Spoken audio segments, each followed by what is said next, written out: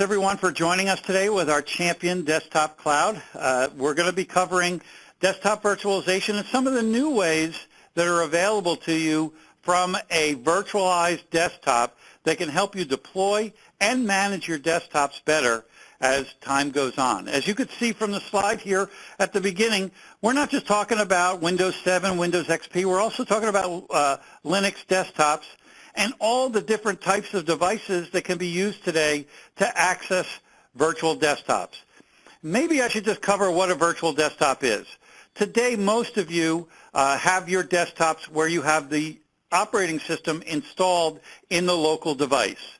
And then you have to manage that device, whether it be through Microsoft updates, virus updates, application updates, end user changes that they make. And you have to do that on an individual basis on all the PCs that are in your environment. Well, with desktop virtualization, it gives you the ability to bring back those desktops into a centralized location. Most people think of it on a local LAN running in their data center, which is a great way to do it, and Champion does a lot of that for customers. But a new option that's come around is now the desktop in the cloud, or desktop as a service, which gives you a lot of the same features that you get from an on-premise solution without having to go out and purchase all of that hardware and storage and software and all the expertise it takes to get those things running. So this is a brand new option that Champion is offering. And like I said, my name's Kevin Vogel. I'm the Vice President of Virtualization and Cloud here at Champion. I also have David Grant on the phone with me that will help me give you an idea of how this might be able to help your business deploy new applications and new desktops in a much quicker and more efficient way. So let's get into the presentation. So on the second slide here, I do want to mention that Champion offers a full suite of cloud IT services. And as you can see, the Champion Desktop Cloud is highlighted in the middle here. But all of these other products you're going to see when we do the live demo are all actually plugged into our desktop cloud and gives you the ability to have a lot of the things as software as a service, infrastructure as a service, and other things where you can be doing them in the cloud and not have to support them locally on your network. So Office 365 from Microsoft. We're a very, very large Microsoft cloud partner. In fact, we won the Cloud Partner of the Year for the East Coast in last year's Microsoft Partner event. And we do this for customers all the time. Office 365 is a suite of products including email, collaboration, instant messaging, and conferencing. In fact, the meeting you're being held today is running in the Microsoft cloud, running up in their environment, not running on Champion's local environment. So as you can see, it works really well. We've went to it as a company because it actually allows us to be more flexible and keep our costs down. Dynamics CRM, it's another product that Champion uses in the cloud to actually do all of our client, contacts, all of our order processing. Everything is now done through Dynamics CRM, and you'll see that that's also available in the cloud just on a per user basis. We also have a great product, our Champion Backup Enterprise, which allows you to back up the data that changes in your environments into a cloud-based operation that you can manage, that you can also do restores from. So if a device dies, it gives you the ability to pull back from the cloud anywhere in the world where you can get an internet connection into our cloud backup enterprise. Also, we have a cloud file share, and we think that this is really the sister to the desktop cloud, and without this, really the desktop cloud is just a way for you to access applications. But if you can't get to the documents that you need to get to, it's probably not as flexible as you would like it to be. So we actually include now our desktop file share that gives you the ability to have your own private documents and shared documents among people in your organization or people, partners, and customers that you want to share documentation to. We also have the Champion Platform on Demand. This is an infrastructure as a service play that allows you to have virtual servers, virtual desktops, virtual appliances running in a cloud environment, in a public cloud, and allow you to access those over the internet, whether it be for production or disaster recovery. And that's where cloud continuity comes in. That's our disaster recovery solution running on our platform on demand. So let's get right into our desktop cloud and what's going to happen when you take a look at this. Number one, the challenges that we see about on-site VDI, and we do a lot of these for customers, and some people think that this is the way to go on-site. A lot of people think, number one, it costs a lot of money. There's a lot of startup costs that are involved in putting VDI on-premise. You got to buy servers, you got to buy storage, you got to buy, licenses and everything. So it's pretty expensive, and then you got to also develop your people skills on how to manage and deploy this type of environment. And I'm sure, Dave, you've heard this from a lot of customers also, right? Absolutely. Definitely the idea of a capital expense versus an operating expense. Definitely the whole flexibility notion as well. Do I need to hire people tomorrow? Do I have contractors? And do I need desktops, in a quick fashion, or do I need to decommission desktops? When you do it on site in a data center, that kind of flexibility isn't quite there because you're not going to buy that much more capacity or want to take back capacity. So that's some of the top reasons why people look to alternative models for deploying virtual desktops. I think you're right, Dave. And I'll tell you, the other thing that I get from a lot of companies is how complex the virtual desktop environment is. It really is. Compared to the server, it is actually more complicated to deploy virtual desktops than it was virtual servers. So it's another big reason why they're looking at this desktop in the cloud type of option, where the complexity is actually masked behind what we've already done, the infrastructure that's already been built, all the management tools that have already been built, and it makes it much easier for someone to take that leap in the virtual desktops. Am I right, Dave? Most definitely, yeah. Absolutely. And then from a performance standpoint, it's hard to deliver a 7x24 global, desktop level performance solution for customers. It just really is. First of all, their staff doesn't usually work 7x24. They have time that they have to, back up these things and get them offline to do certain backups. Well, we have enough resources where we actually have a rotating upgrade schedule so that you have a real, true 7x24 access into your desktop. Whether you're doing it in the United States or whether you're doing it around the globe, you have the ability to have your desktop available anywhere, anytime, and more importantly, with any device. Let's go on to the next slide here. All right, let's talk about the benefits. And we talked a little bit about this on the last slide, but streamlined and simplified desktop management. Right now today, the way that you do it is, like I said, you touch every single one of your desktops. Well, one of the beauties of virtual desktop is being able to have a single gold image that you manage.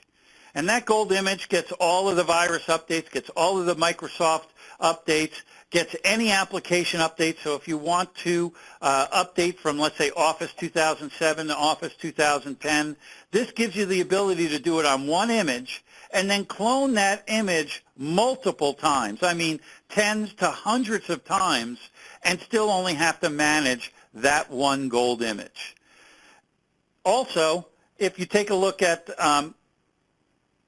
the reduction at the desktop, by having everything back in the data center, whether it be in one that you're doing on-premise or one that you're doing in the cloud, you reduce desktop maintenance because you can actually start using much, much smaller and less complex clients at the desktop. So you don't have to sit there and worry about fixing, things out at the desktop. You can use thin clients, or even now tablets, or even now netbooks or laptops to be able to access your desktop and reduce the cost of having to support those physical devices out there. This also gives you a much higher SLA. And one thing I can tell you, and then I'm going to let Dave talk about this topic too, because this is something that customers have told us, when a PC goes down in their environment, a physical PC, let's say the motherboard fries, a hard drive goes bad, whatever the problem might be. Their average time to replace that desktop for that end user is between 4 and 8 hours. That's 4 to 8 hours that your person is not being productive in their job. With this, it's basically move to a new desk, but log back in with your ID, and you're back up and running. Dave, have you had any experience with this?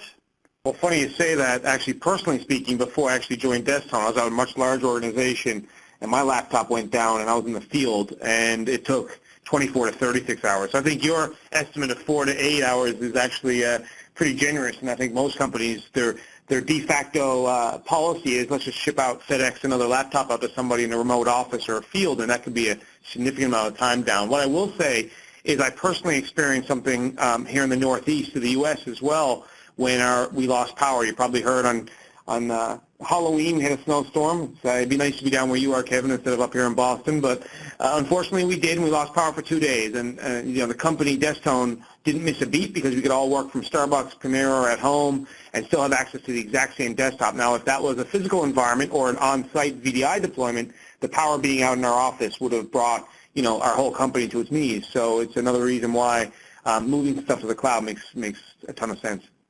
And I agree, but one thing, Dave, our champion customers are real savvy, so that 4 to 8 hours, that's because they're better than average. Our customers are always right up there. That makes sense. But also, and this is a big key for a lot of the industries that we deal with, and there's a lot of companies out there where compliance and security is a key factor to how they deploy their desktops. Well, with virtual desktops, whether it be on-premise, whether it be in the cloud, the beauty of this is none of the data resides at the client, none of it. So that if their client gets stolen, if for some reason somebody gets access to their client, their hard drive, or anything that's running on there, none of the data is there. It's all running in a secure facility, whether it be in your data center, whether it be in our cloud.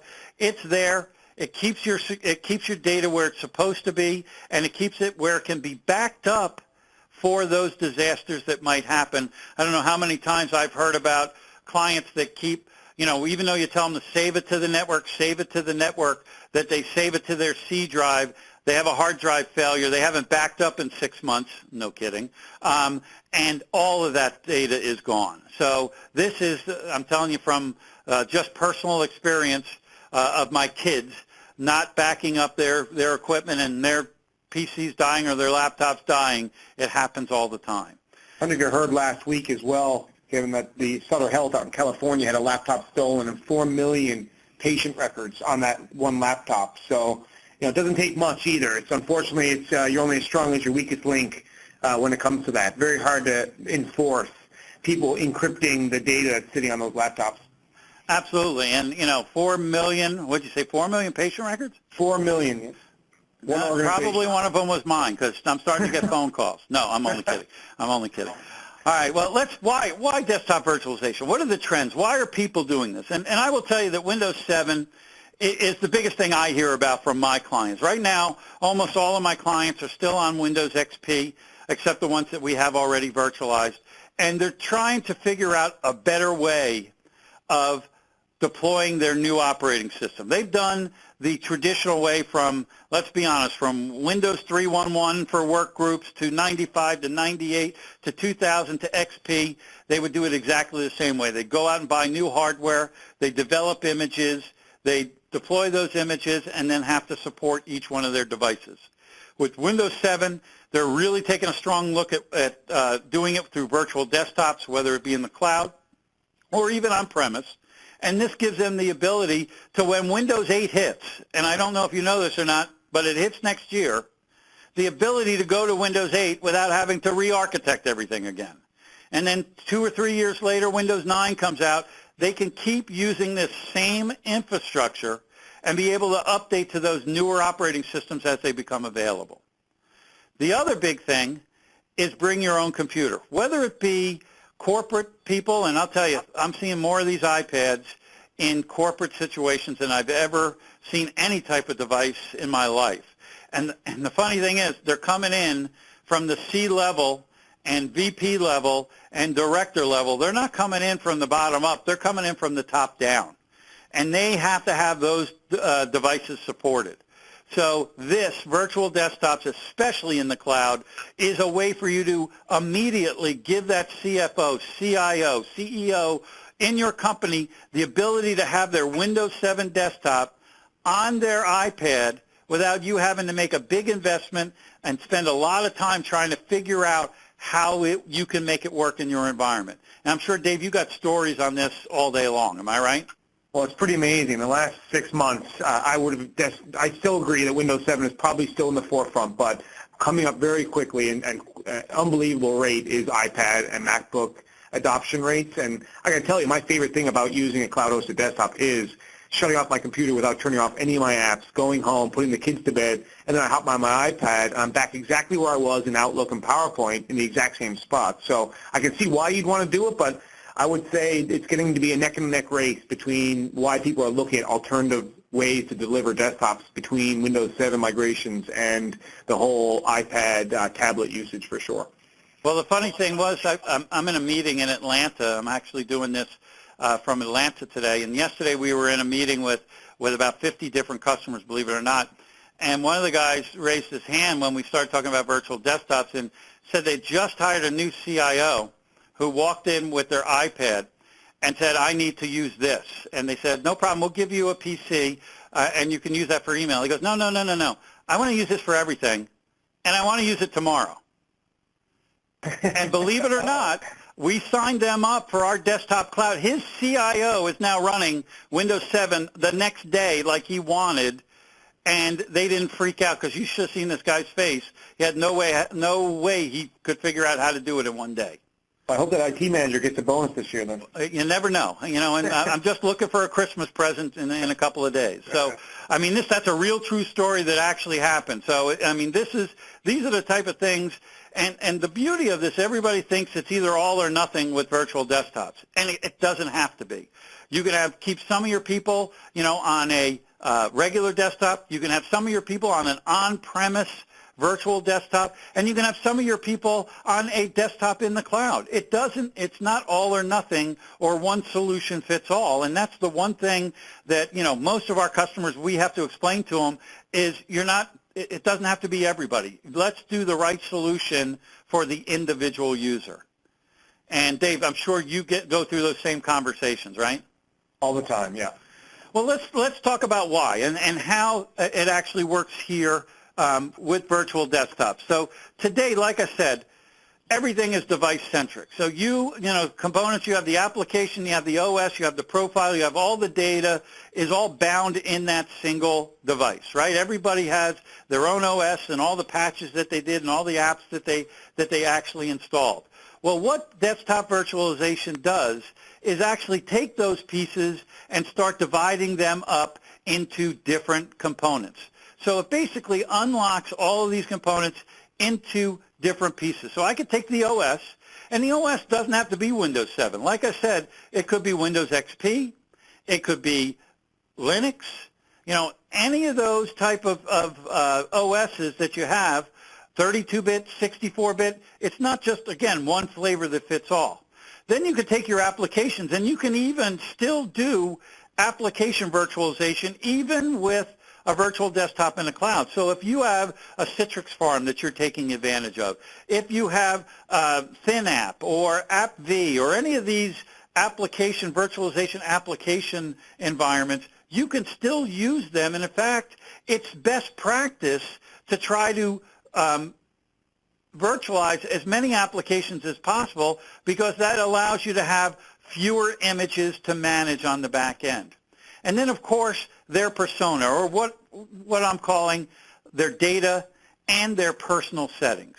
Because if you have that one gold image, when you clone it, you have to make it theirs, right? You have to give them their settings for Outlook and their settings for their desktop and their icons in the spaces that they like them and give them access to their data, their map drives, and so on. So their profile and their persona has to be applied. And then whether they're running on a desktop, a laptop, a netbook, an iPad, an Android, a cell phone, it doesn't matter. And that's really the key to the virtual desktop environment is you take the client out of the requirements, because whatever client you have, you'll be able to use your virtual desktop.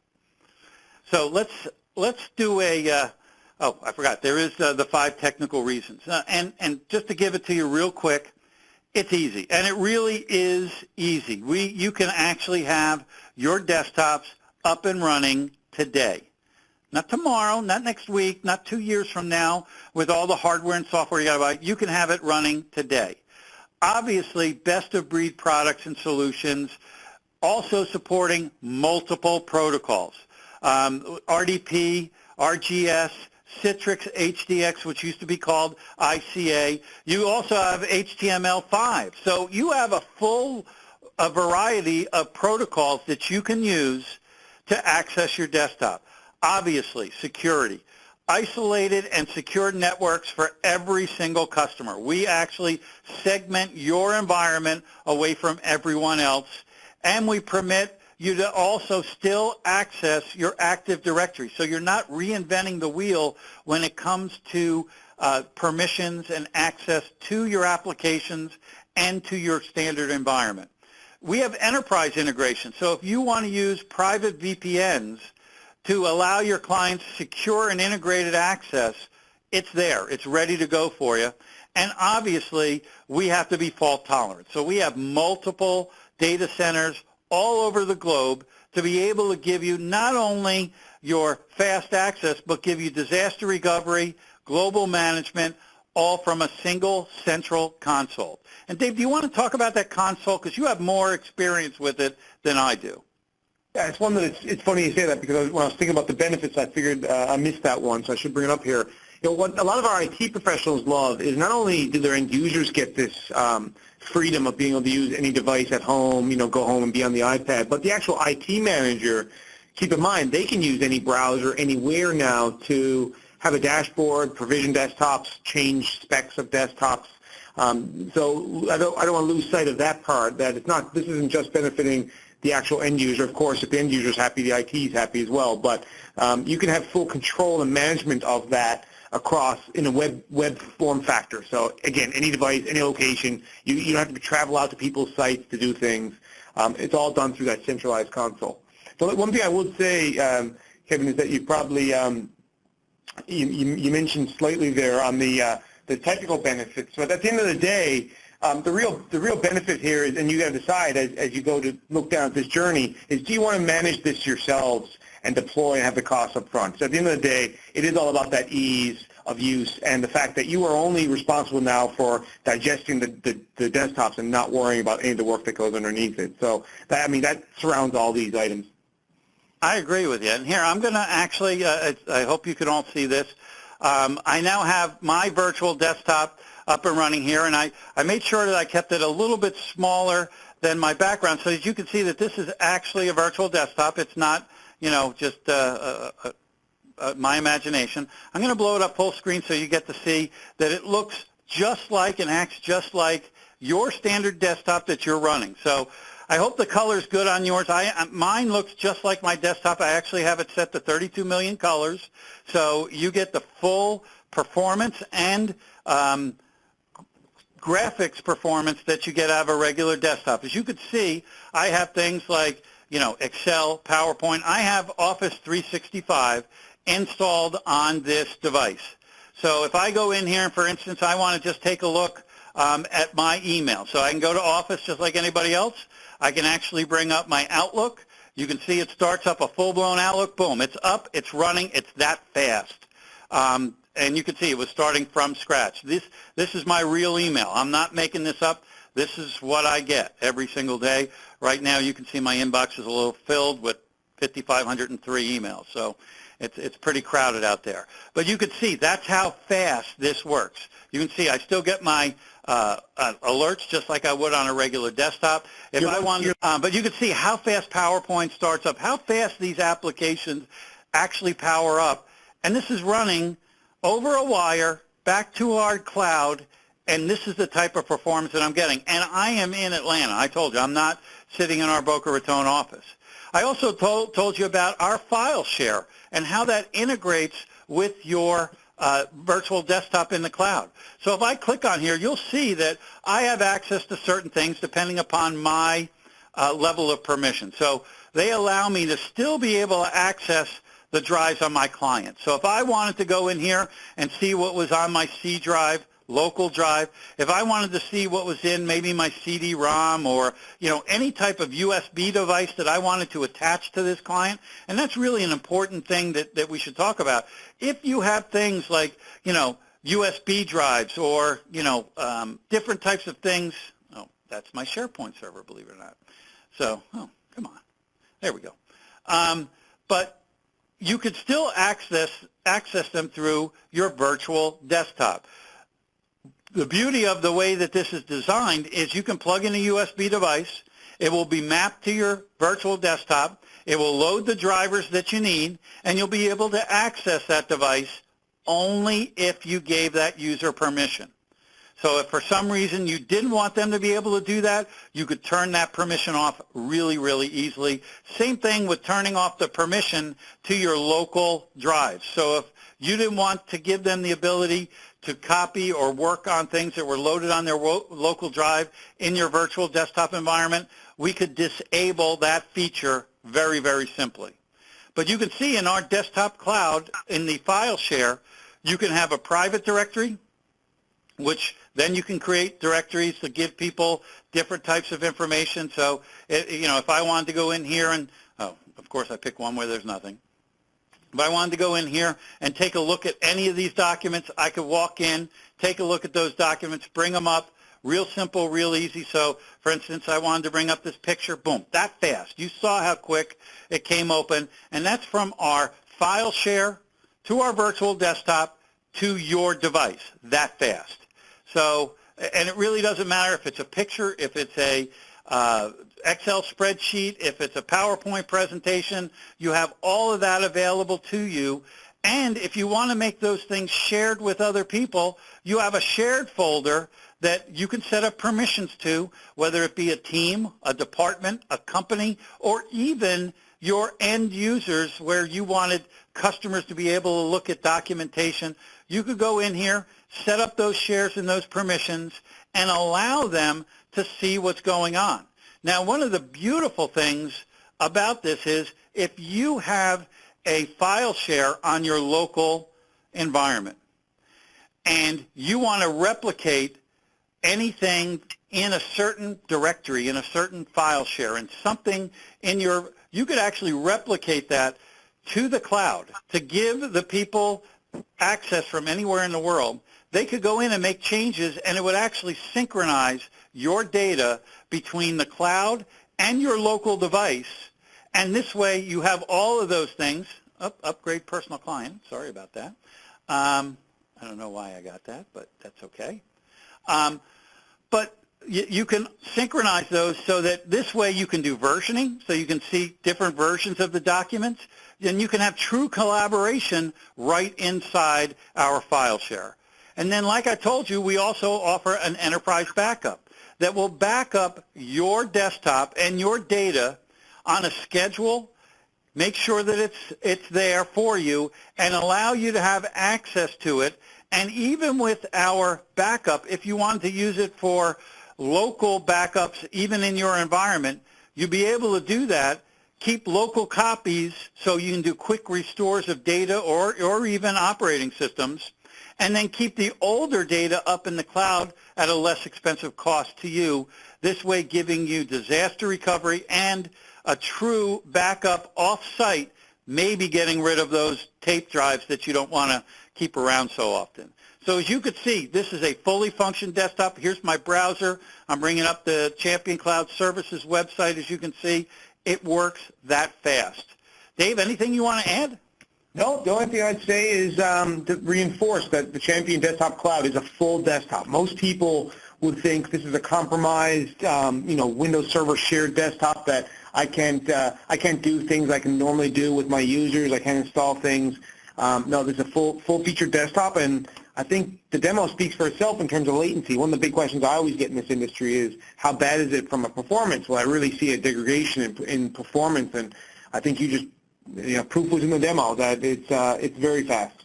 Now let me tell you one of the value adds that Champion offers with this whole cloud environment. One of the things that customers have been asking us for is a way to help you manage this environment and offset or supplement your help desk or maybe your IT department. So we came up with what we call WHAM, Watch, Aid, and Manage, where we can go out and monitor your infrastructure for you. In Aid is we can actually come in and help you remedy any of the problems that you might be having. And from an infrastructure and management standpoint, we can help you manage and administrate all of your devices. So if you take a look here at management, full remediation, root cause analysis, and vendor coordination, we help you take care of that as part of our managed program. If you look at our Aid program, what we can do there is we can do all of your SOP remediation, we can do preventative maintenance, and we can do audit and health checks as part of our regular doing business with you, making sure that your environment's still running at optimum, any changes or updates that have to be made. And then obviously on the Watch program, we're going to take a look at 24/7 alert monitoring. Something happens, we'll be able to either pass it off to the person that you want, or if you have an Aid or a Manage where we do some or all of your remediation, we'll be able to help you with that and take care of the problem for you. We also do performance monitoring. One of the things with virtual desktops, whether they're on-premise, whether they're in the cloud, is making sure that your end user experience is what they're looking for. That quick access like I had, that's what end users are looking for. And if they're not getting it, you want to make sure that, we find out why, and we do that from monitoring the performance of your environment, making sure that you do get that sub-second response time, making sure that your users have a quick login and so on. And then, of course, we do all of the alert validation and deduplication so that you're not looking at the same alert 43 times. And, of course, we will escalate this, whether it be to a vendor, whether it be to, Champion if we're using the Watch, Aid, or Manage program. So as you can see, we have this well thought out to be able to support our customers to take this next step into virtualizing their desktop. So as you can see, we do, and this is just basically going over what I already talked about. So let's talk about what the next steps are. What can you do to take a look at this? Well, we have a free 7-day trial that you can take advantage of right now today and try the virtual desktop that I just showed you. Not me doing it over here over a live meeting, but you actually going in there, having your own desktop, installing your own applications, trying different protocols, everything from RDP to HTML5 if you want, HDX, and that's what I was running. I was running the Citrix protocol, but everybody wants to try different things. So you can either go to www.vdispecialist.com or you can go to championcloudservices.com and sign up for a free 7-day trial that will allow you to take all of this in right now. Now, like I said, you can the number you can contact us on here at Champion is 1-800-771-7000. Like I told you before, you can go to vdispecialist.com or championcloudservices.com and check out everything that we offer from a virtualization and cloud service, and that's where you can sign up for the free 7-day trial. You can also go into Facebook and actually click on it if you like us. Join us on LinkedIn. We have our own LinkedIn group.